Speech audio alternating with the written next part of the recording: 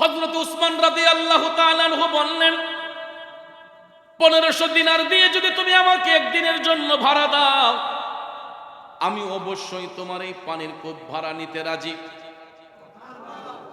ভাইয়ার আমার, বন্ধুরা আমার, দেখেন হযরতে উসমান দয়াল নবীর মহব্বত পাবার জন্য, নবীজির নজর পাবার জন্য, মুসলমানদের কষ্ট লাঘব করে দেওয়ার জন্য হযরতে উসমান বললেন, আমি 1500 দিনার দেয়া একদিনের জন্য নিতে রাজি, অন্তত একদিনের জন্য আমাকে এটা ভাড়া দাও। কয় টাকা দাও?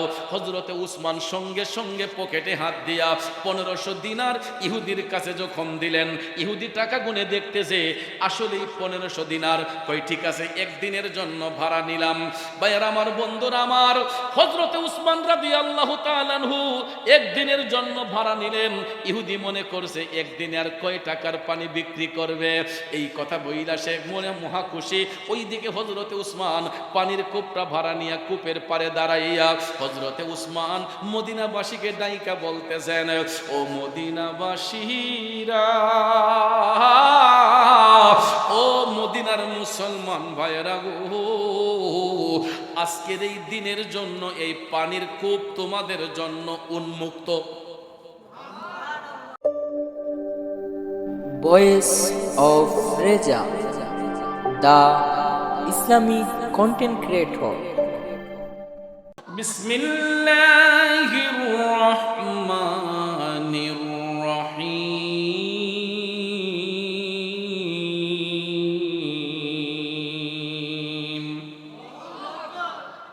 الذين ينفقون أموالهم في سبيل الله ثم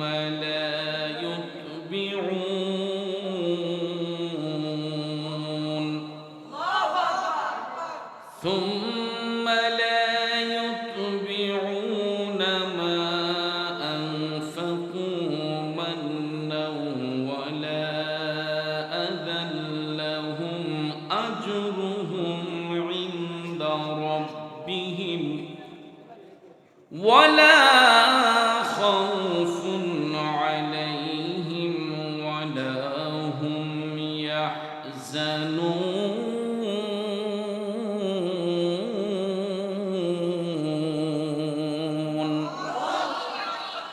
صدق الله العظيم وصدق رسوله النبي الحبيب الكريم ونحن على ذلك من الشاهدين والشاكرين والحمد لله رب العالمين.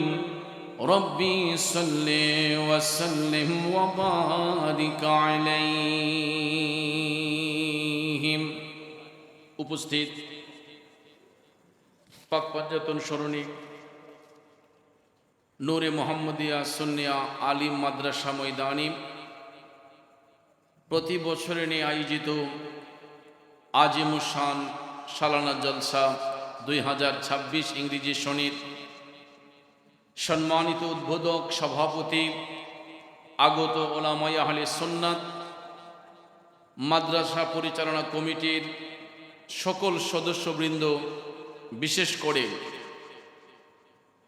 জিনার সুচিন্তায় সুপ্রচেষ্টায় এই নূরে মোহাম্মদিয়া সুন্নিয়া আলিম মাদ্রাসা আজ এতটুক পর্যন্ত আপনাদের সহযোগিতায়, যিনি এই প্রতিষ্ঠানকে অনেক দূর এগিয়ে নিয়েছেন, শত শত আলেমের উস্তাদুল উলামা আলহাজ আল্লামা মুফতি মোহাম্মদ বদরুর রেজা সেলিম সাহিব মাদ্রাজিল্লাহুল আলিয়া, উপস্থিত আমার তরিকতপন্থী মুরব্বী বাবারা, যুবক ভাইয়েরা, ছাত্র ভাইয়েরা, পর্দানিসীন মা বোনেরা, সকলের প্রতি আবার আন্তরিক সালাম। আসসালামু আলাইকুম ওয়া রাহমাতুল্লাহি ওয়া বারাকাতুহু। রাত গভীর, সময় খুব সংক্ষেপ। আপনারা দেখতে পেয়েছেন মিলাদ শরীফ হয়ে গেছে, কিয়াম শরীফ হয়েছে, হালকা জিকিরের তালিম দিয়েছি। দুই একটি কথা আপনাদের সামনে উপস্থাপন করে ইনশাল্লাহ মোনাজাত হয়ে যাবে, কারণ এখন রাত খুবই শর্ট, দিন লম্বা, কাজে আপনারা অনেকেই পরিশ্রমী মানুষ, সারাদিন রোদে পড়ে অনেকে অক্লান্ত পরিশ্রম করেছেন, তাছাড়া রক্তে মাংস গড়া শরীর সকলেরই ক্লান্তিবোধ রয়েছে। আমি সময়ের দিক বিবেচনা করে খুব সংক্ষেপে কয়েকটি কথা বলবো। কালামে পাক থেকে সূরা বাকারার 262 নম্বর আয়াতে পাক তেলাওয়াত করেছি। এই আয়াতে পাকে আল্লাহ রাব্বুল আলামিন স্পষ্ট করে বলেছেন যে যারা আল্লাহর পথে নিজেদের ধন সম্পদ ব্যয় করে, যারা আল্লাহর রাহে নিজেদের ধন সম্পদ ব্যয় করে এবং ব্যয় করার পরে কোনো ধরনের অনুগ্রহ প্রকাশ করে না বা ফখরিয়ত করে না, অহংকার দেখায় না, কষ্ট দেয় না, কোনো মানুষের মনে কষ্ট দেয় না, তাদের জন্য মওলা পাকের নিকটে রয়েছে উত্তম পুরস্কার। সুবহানাল্লাহ বলেন। শুধু তাই নয়, আল্লাহ রাব্বুল আলামিন বলেছেন তাদের কোনো ভয় নেই। যারা আল্লাহর পথে খরচ করে, ধন সম্পদ খরচ করে, এদের কোনো ভয় চিন্তা নেই, এদের কোনো টেনশন নেই, কারণ এরা কখনো চিন্তিত হবে না। আল্লাহ বলেছেন ওয়ালা খাউফুন আলাইহিম ওয়ালা হুম ইয়াহজানুন, এরা কখনো পেরেশান্বিত হবে না, চিন্তিত হবে না, কারণ তাদের হেফাজত করেন কে? জোরে বলেন কে? কিন্তু আমাদের সমাজে কিছু কিছু মানুষ যখন বিত্তবান হয়, সামর্থ্যবান হয়, তারা দেখবেন অহংকারের বশীভূতে কেউ বলে আমি 5 কানি জমির মালিক, কেউ বলে আমি 10টা বাড়ির মালিক, আমি 5টা গাড়ির মালিক। আপনারা বলেন আসল মালিক কে? জোরে বলেন কে? এই জন্য কবি বলেছেন পরের জায়গা পরের জমি ঘর বানায়া আমি রই, আমি তো সেই ঘরের মালিক নই। পরের জায়গা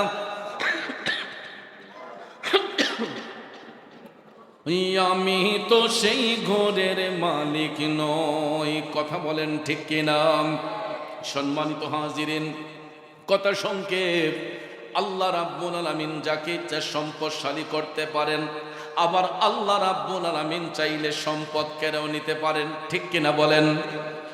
আল্লাহ আল্লাহর নবী নূরের নবী, আল্লাহর নবী নূরের নবী, যাহার নাই গো তুলনা, নূরে ঝলমল ঝলমল করে সোনার মদিনা। আল্লাহ আল্লাহ আল্লাহ আল্লাহ আল্লাহ আল্লাহ আল্লাহর নবী নূরের নবী, আল্লাহর নবী নূরের নবী, যাহার নাই গো তুলনা, নূরে ঝলমল ঝলমল করে সোনার মদিনা। মাশাআল্লাহ আল্লাহ আল্লাহ আল্লাহ আল্লাহ। ও নবীজি আপনার কথা মনে হইলে বুক ভয় সাজায় নয়ন জ্বলে। কোথায় গেলে পাবো আপনায়, কোথায় গেলে পাবো আপনায়, দাও না একবার বলিয়া, নূরে ঝলমল ঝলমল করে সোনার মদিনা। আল্লাহ আল্লাহ আল্লাহ আল্লাহ আল্লাহ আল্লাহ আল্লাহ আল্লাহ।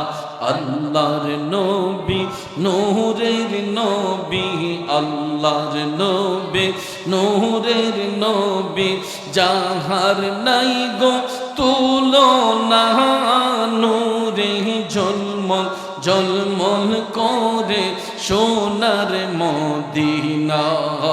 আল্লাহ আল্লাহ আল্লাহ আল্লাহ আল্লাহ আল্লাহ আল্লাহ আল্লাহ আল্লাহ আল্লাহ। মদিনা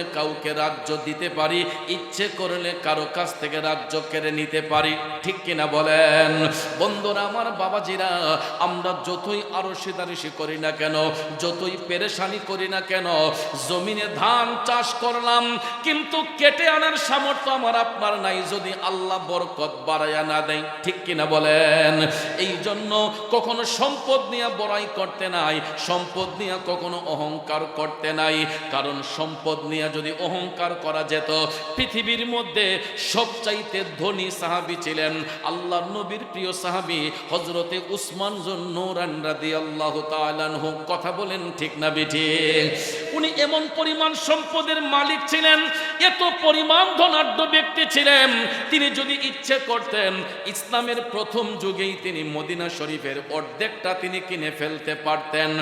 কেউ কেউ বলেছেন পুরাটা মদিনা শরীফের সীমানা হযরতে উসমান রাদিয়াল্লাহু তাআলা আনহু কিনে ফেলতে পারতেন।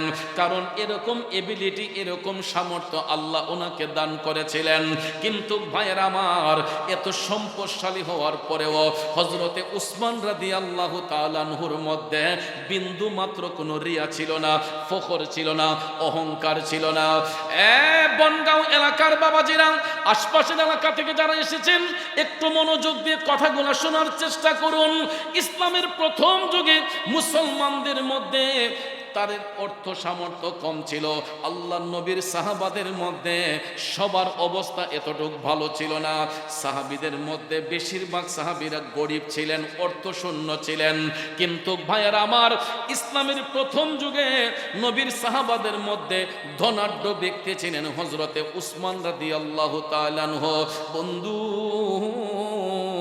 মদিনা শরীফ থেকে 5 কিলোমিটার দূরে, কেউ কেউ বলেছেন 5.5 থেকে 6 কিলো হবে, মদিনা শরীফ থেকে 5.5 অথবা 6 কিলোমিটার দূরে একটা পানির কূপ ছিল। এই কূপটার নাম এখন বর্তমানে বীরে উসমান। নাম কি? বীরে উসমান। এই কূপটা কিন্তু ইসলামের প্রথম যুগে মুসলমানদের দখলে ছিল না, এটা একটা ইহুদির জিম্মায় ছিল। কার জিম্মায় ছিল? ইহুদির জিম্মায় ছিল। তো ইহুদি কি করত? টাকার বিনিময়ে পানি বিক্রি করত। আপনারা বলুন, রিজিকের মালিকে? তো তার জিম্মায় থাকার কারণে ওই ইহুদি তার গোত্রের লোকদেরকে পানি এমনিতেই দিত। কিন্তু মুসলমান যারা, মদিনার মুসলমান যারা ছিলেন, তাদের কাছে টাকা দিয়ে পানি বিক্রি করত। এখন আপনারা বলুন, সামর্থ্যবান ব্যক্তি যারা, এরা প্রতিদিন টাকা দিয়ে পানি কিনতে পারে। যাদের এবিলিটি নাই, এরা কি প্রতিদিন টাকা দিয়ে পানি কিনতে পারবে? একদিন, 2 দিন, 3 দিন যাবার পরে মদিনার মুসলমান সবাই একত্রিত হইয়া আল্লাহর হাবিব সাল্লাল্লাহু আলাইহি ওয়াসাল্লামের কদম মোবারকে গিয়ে হাজির হইয়া বলতেছেন, নবী গো, ইয়া রাসূলুল্লাহ, আমরা এবিলিটি নাই নবী গো, প্রতিদিন টাকা দিয়ে পানি কেনার মতো সামর্থ্য আমাদের নাই। নবী গো, ওই ইহুদি টাকার বিনিময়ে পানি বিক্রি করে, আমরা তো এমন পরিমাণ সামর্থ্য আমাদের নাই, প্রতিদিন টাকা দিয়ে আমরা পানি কিনতে পারি না। যদি কোনোভাবে এই পানির কূপটা আমাদের জিম্মায় আসতো নবী গো, আমরা স্বাচ্ছন্দ্য বোধ করে এখান থেকে পানি নিতে পারতাম। দয়াল নবী আমার টপ টপ করে চোখের পানি ছেড়ে কান্না শুরু করে দিয়ে বললেন, হে আমার উম্মতের দলেরা, লা তাহজান, চিন্তার কোনো কারণ নাই, তোমরা একটু ধৈর্য ধারণ করো, আমি রাসূল চেষ্টা করে দেখি।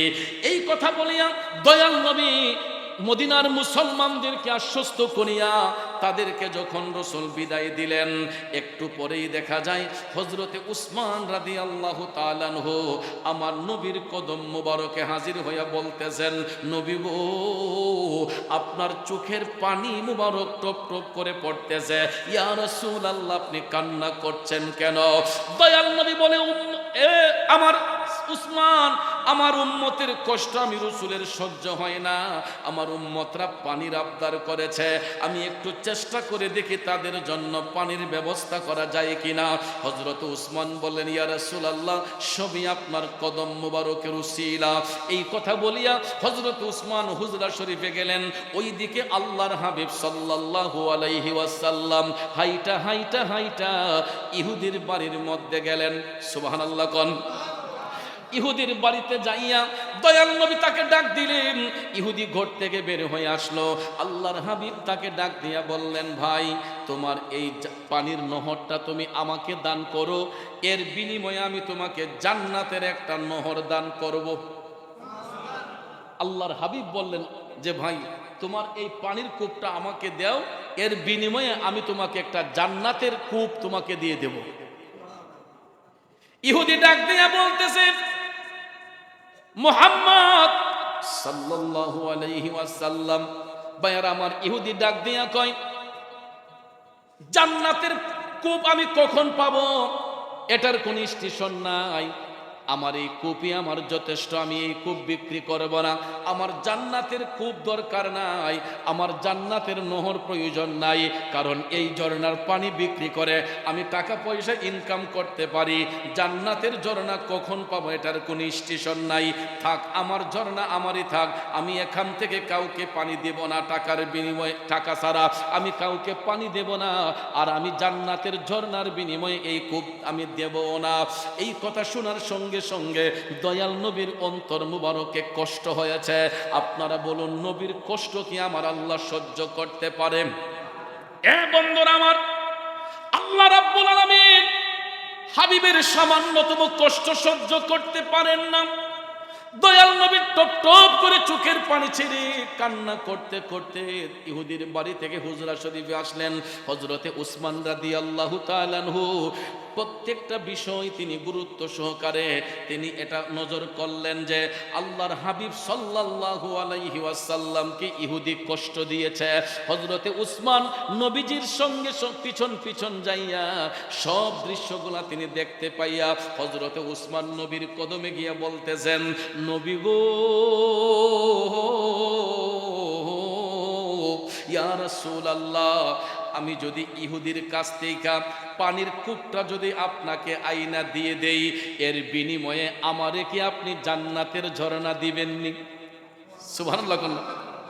হযরত উসমান বলতেছেন, ইয়া রাসূলুল্লাহ, ইহুদির কাছ থেকে পানির কূপটা যদি আমি আইনা আপনাকে দিয়ে দেই, এর বিনিময়ে কি আমাকে জান্নাতের নহর কি প্রদান করা হবে? আল্লাহর হাবিব মুস্কি হেসে দিলেন। ডাক দিয়ে দয়াল নবী বললেন, উসমান, যদি তাই হয় অবশ্যই অবশ্যই তোমাকে আমার আল্লাহ জান্নাতের নহর দান করে দিবে। আর জোরে জোরে কন্যা সুবহানাল্লাহ। সঙ্গে সঙ্গে হযরতে উসমান মদিনার মুসলমানদের পক্ষ হতে আল্লাহর হাবিব সাল্লাল্লাহু আলাইহি ওয়াসাল্লামের আদেশ পালন করতে যাইয়া তিনি ইহুদির বাড়িতে গেলেন। ইহুদিকে ডাক দিলেন, ও ইহুদি ভাই, একটু বের হয়ে আসো, আমি তোমার পানির কূপটা ক্রয় করতে এসেছি, বলো কত টাকার বিনিময়ে তুমি তোমার পানির কূপটা বিক্রি করবা?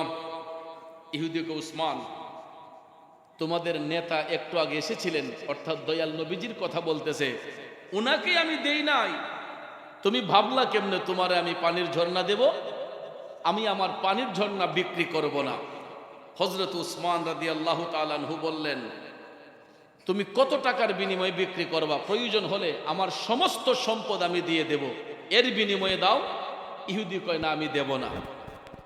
অনেকবার রিকোয়েস্ট করার পরে ইহুদি যখন পানির কূপ বিক্রি করতে রাজি হয় না, হযরতে উসমান রাদিয়াল্লাহু তাআলা আনহু তিনি ভাবলেন যে না, তাকে এইভাবে কাবু করা যাবে না। হযরতে উসমান রাদিয়াল্লাহু তাআলা আনহু ইহুদিকে প্রস্তাব দিলেন যে ভাই, তোমার পানির কূপ বিক্রি করা দরকার নাই, অন্তত একটা দিনের জন্য পানির কূপটা আমাকে ভাড়া দাও। আল্লাহু আকবার কোন। হযরত উসমান বললেন যে এটা বিক্রি করার দরকার নাই, তুমিটা তোমার কাছে রেখে দিও, অন্তত আমাকে একদিনের জন্য তোমার পানির কূপটা ভাড়া দাও।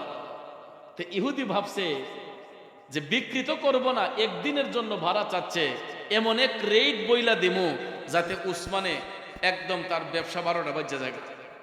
নাউজুবিল্লাহ কোন। ইহুদি মনে করছে হযরত উসমান মনে হয় পানির কূপটা ভাড়া নিয়ে মুসলমানদের কাছে তিনি টাকার বিনিময়ে পানি বিক্রি করবেন। এই চিন্তা করে ইহুদি বলল, উসমান, যদি একদিনের জন্য ভাড়া নিতে হয় আমাকে 1500 দিনার দিতে হবে। কত দিনার?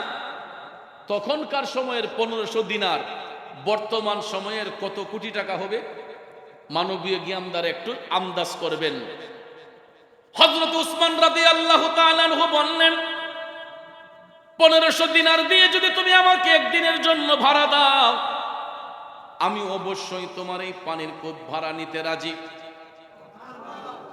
ভাইয়ার আমার, বন্ধুরা আমার, দেখেন হযরতে উসমান দয়াল নবীর মহব্বত পাবার জন্য, নবীজির নজর পাবার জন্য, মুসলমানদের কষ্ট লাঘব করে দেওয়ার জন্য হযরতে উসমান বললেন, আমি 1500 দিনার দেয়া একদিনের জন্য নিতে রাজি, অন্তত একদিনের জন্য আমাকে এটা ভাড়া দাও। কয় টাকা দাও? হযরতে উসমান সঙ্গে সঙ্গে পকেটে হাত দিয়া 1500 দিনার ইহুদির কাছে যখন দিলেন, ইহুদি টাকা গুনে দেখতেছে আসলেই 1500 দিনার। কয় ঠিক আছে, একদিনের জন্য ভাড়া নিলাম। ভাইয়ার আমার, বন্ধুরা আমার, হযরতে উসমান রাদিয়াল্লাহু তাআলা আনহু একদিনের জন্য ভাড়া নিলেন। ইহুদি মনে করছে একদিনে আর কয় টাকার পানি বিক্রি করবে, এই কথা বইলা সে মনে মহা খুশি। ওইদিকে হযরতে উসমান পানির কূপটা ভাড়া নিয়ে কূপের পারে দাঁড়াইয়া হযরতে উসমান মদিনাবাসীকে ডাইকা বলতেছেন, ও মদিনাবাসীরা, ও মদিনার মুসলমান ভাইরা গো, আজকের এই দিনের জন্য এই পানির কূপ তোমাদের জন্য উন্মুক্ত। তোমাদের যার যতটুক পানির প্রয়োজন তোমরা পানি নিতে শুরু করো।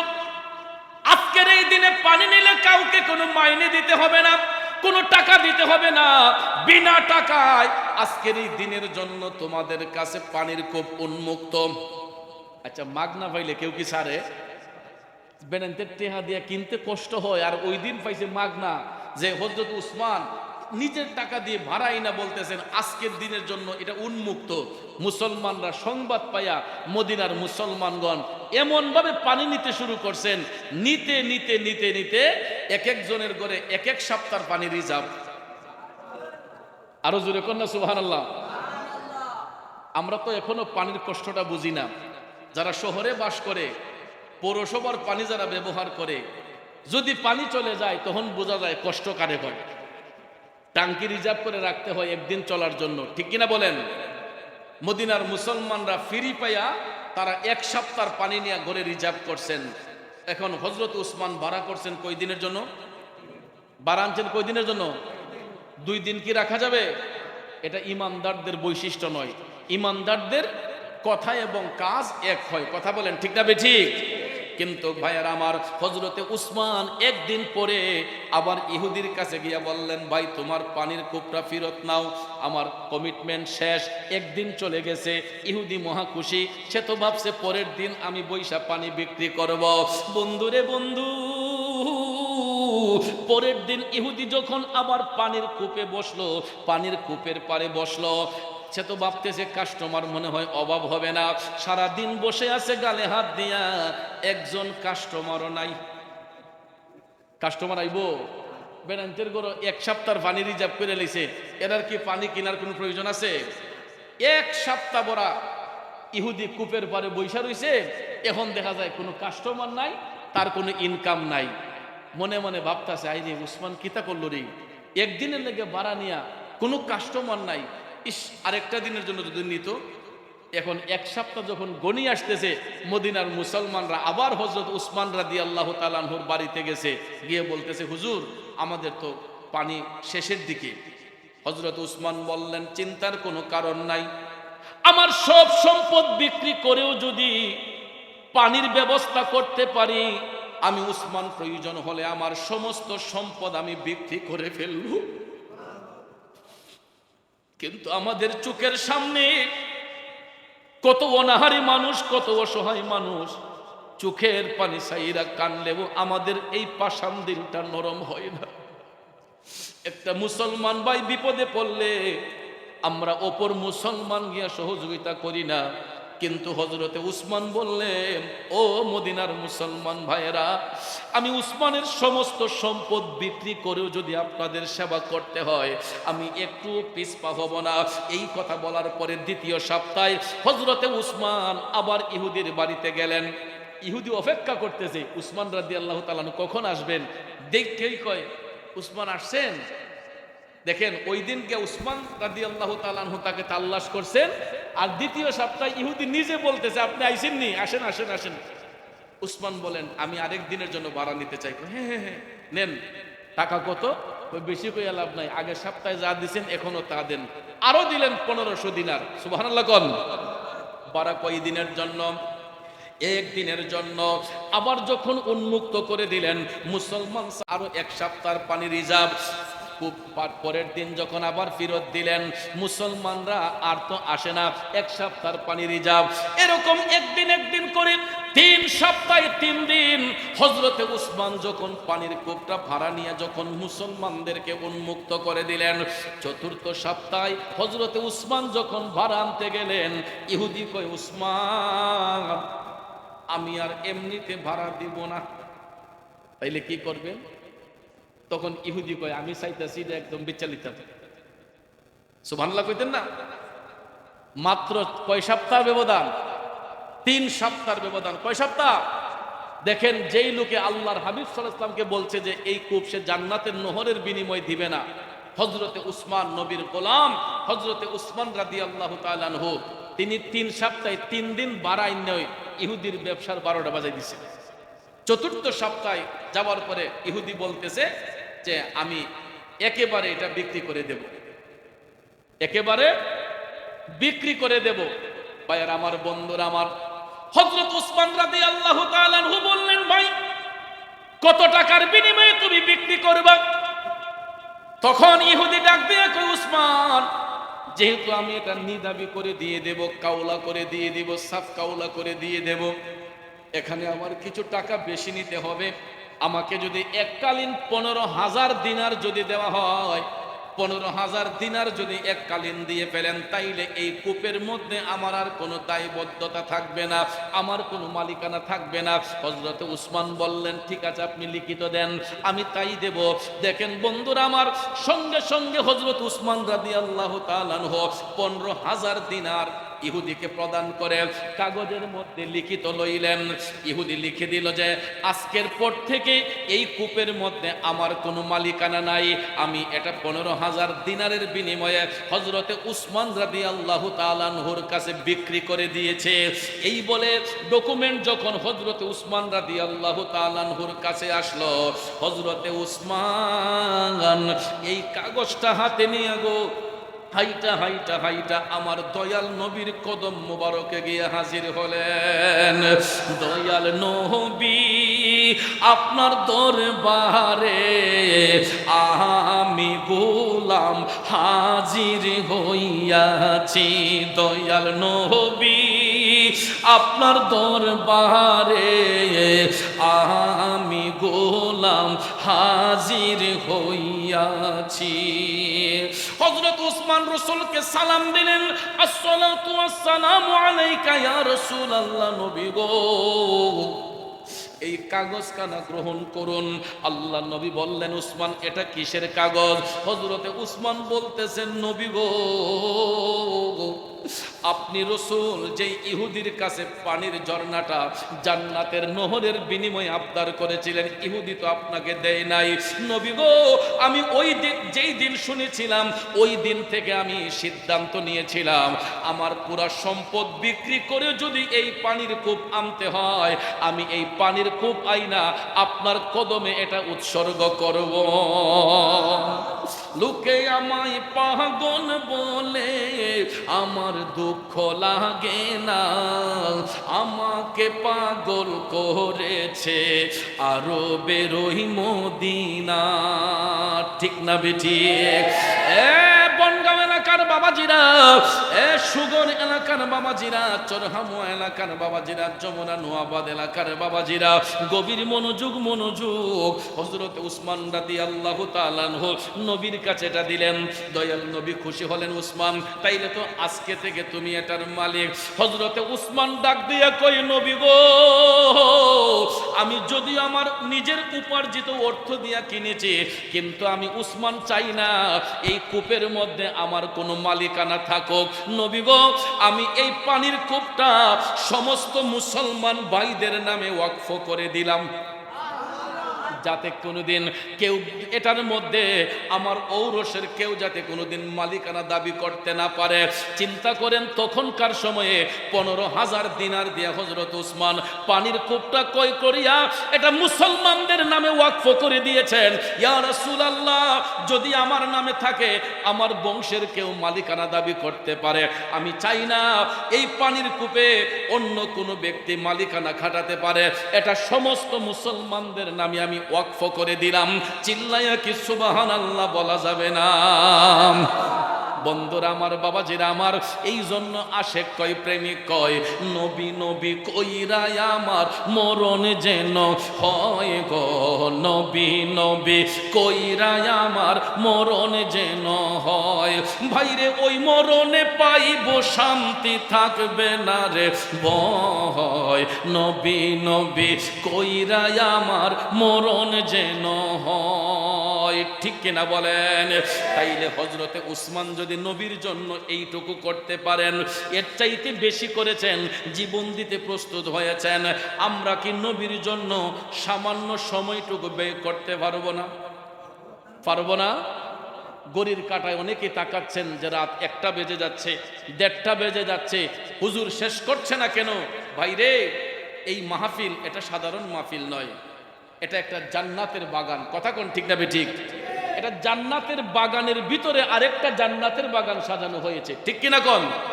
এক তো হলো এটা নূরে মুহাম্মদিয়া সুন্নিয়া আলিম মাদ্রাসা, মসজিদ আল্লাহর ঘর, মাদ্রাসা নবীর ঘর, ঠিক না ঠিক? এই নবীর ঘরে আপনারা দেখেন, এই মাদ্রাসার বাউন্ডারির ভিতরে বিভিন্ন ফুল ফলের গাছ আছে, আছে না? এটা দেখতে প্রাকৃতিক সৌন্দর্য।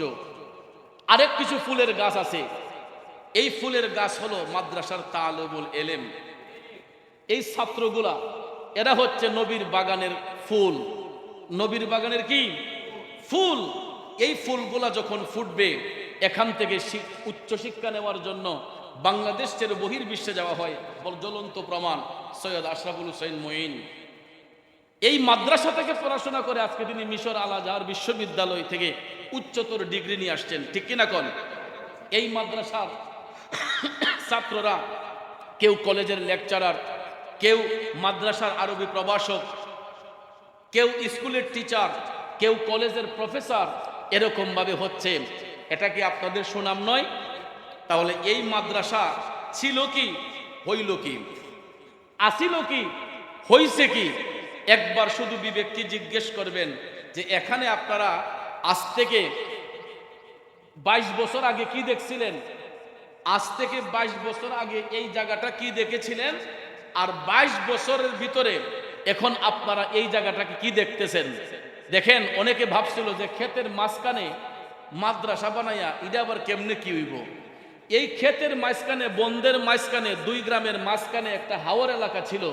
এটার বাস্তবতা আমরা নিজেরাও, আমরা তো শুরু থেকে দেখতেছি। তখন আমরাও ভাবতাম কিরে, একটা চতুর্দিকে কোনো ঘর বাড়ি নাই, বন্দের মাঝখানে একটা ঘর বানায়, এটা মানে মাদ্রাসা। তবে নামটা দেখেছিলাম নূরে মুহাম্মদিয়া সুন্নিয়া মাদ্রাসা। তখন ভেবেছিলাম যেখানে নবীজির নাম মুবারকের উসিলা দিয়ে প্রতিষ্ঠান করা হয়েছে, এই প্রতিষ্ঠান থেমে থাকবে না ইনশাআল্লাহ। প্রায় 7 বার না 6 বার, 7 বার জেলা পর্যায়ে এবং 3 বার সিলেট বিভাগীয় পর্যায়ে এই প্রতিষ্ঠান পুরস্কৃত হয়েছে এবং জাতীয় পর্যায়েও 2 বার এই প্রতিষ্ঠান পুরস্কার এনেছে। এটা কিসের কারণে?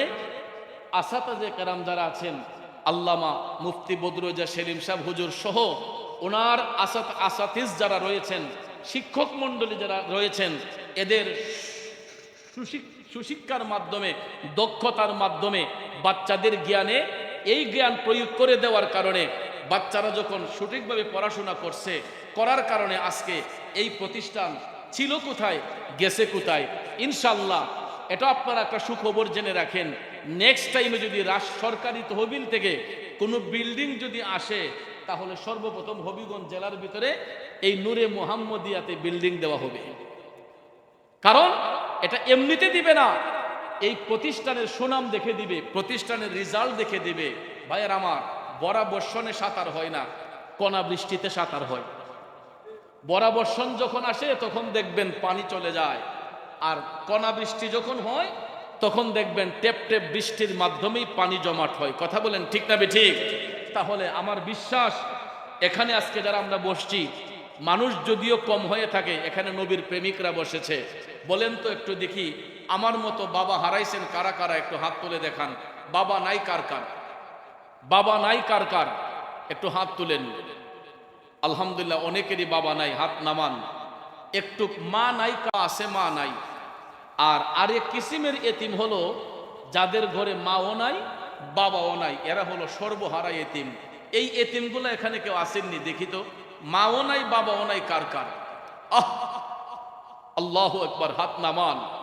আপনাদের অন্তরে কি যে কষ্টের অনল, একমাত্র আপনারাই বলতে পারেন। কারণ ঘরের মধ্যে গিয়ে সব কিছু খুঁজে পান, মা বাবা খুঁজে পান না। এই জন্য ভাইয়ার আমার বড় আফসোস হয়, আজ থেকে প্রায় 27 বছরের উপরে আমিও আপনাদের মতো বাবা হারা এতিম হয়েছি। আমারও ঘরে বাবা নেই, বাবার হারা যন্ত্রণা আমার অন্তরে এখনো ছটফট ছটফট করে। তো যাক, যার যার অবস্থান থেকে আমরা বাবাকে দেখি না, কিন্তু বাবা রুহু দিয়ে আমাদেরকে দেখতেছে। মাকে দেখি না, মা রুহু আমাদেরকে দেখতেছে। আপনারা কি জানেন, এখানে যারা বসছি, এই মাহফিল হওয়াতে শুধু আমরাই খুশি না, আজকে এই এলাকার কবরবাসীর রুহু আরো বেশি খুশি। আমরা কবরবাসীর রুহুকে দেখি না, ওই রুহুগুলো আমাদেরকে দেখতেছে এবং তারা অপেক্ষা করতেছে কখন তার আওলাদরা দুই হাত তুলে বলবে ওয়াকুর রব্বির হামহুমা কামা রব্বা ইয়ানি সগীরা। এই ডাক্তার অপেক্ষা করতেছে কবরবাসীরা। এই জন্য আজকে নসিব তাদেরই ভালো হবে যারা আজকের মাহফিলের মুনাজাতে শরীক হইয়া কবরবাসীর আত্মার মাগফিরাত কামনা করবে। আর বদনসিব তাদের যারা এত সুন্দর বাগান থাকার পরেও আজকে ঘরের মধ্যে লেপ নিয়ে ঘুমাইতেছে, কাঁথা নিয়ে ঘুমাচ্ছে, ফ্যানের নিচে আরামে ঘুমাচ্ছে। ওই কবরবাসীর রুহুগুলা বলবে, আহারে কি সন্তান রেখে গেলাম, কি আওলাদ রাইখা গেলাম। আজকে এত সুন্দর একটা প্রেমের বাগান রাখার পরেও এরা আমাদের আত্মার মাগফিরাত করলো না। ভাইয়ার আমার, বন্ধুর আমার, জীবনটা ক্ষণস্থায়ী। 60, 70, 80, 100, 150 এর চাইতে বেশি নয়। যেই কোনো মুহূর্তে মালাকুল মউত আমাদের মধ্যে আসতে পারে। কথা কোন পারে না? তাহলে চলেই যেতে যাব, দুনিয়া থেকে যাওয়ার আগে অন্তত কিছু জিনিস তো রেখে যাব, ঠিক না বেঠিক? একটা কথা মনে রাখবেন, মানুষ মারা যাওয়ার পরে সমস্ত আমলের দরজা বন্ধ হয়ে যায়, 3টা আমলের দরজা ব্যতীত। এর মধ্যে সর্বপ্রথম যেটা, এটা হলো সাদকায়ে জারিয়া। যারা যার যার সামর্থ্য অনুসারে আল্লাহর পথে সব ব্যয় করে। এই যে আমি কোরআনের আয়াত পড়েছি, আল্লাহ বলেছেন যারা আল্লাহর পথে নিজেদের সম্পদ ব্যয় করে, আর সম্পদ ব্যয় করতে যাইয়া কোনো ধরনের রিয়া, ফখর, অহংকার না দেখায়, কৃপণতা না করে, ওই সমস্ত ব্যক্তিরা আল্লাহর পক্ষ থেকে পুরস্কৃত হবে। জোরে কন্যা সুবহানাল্লাহ।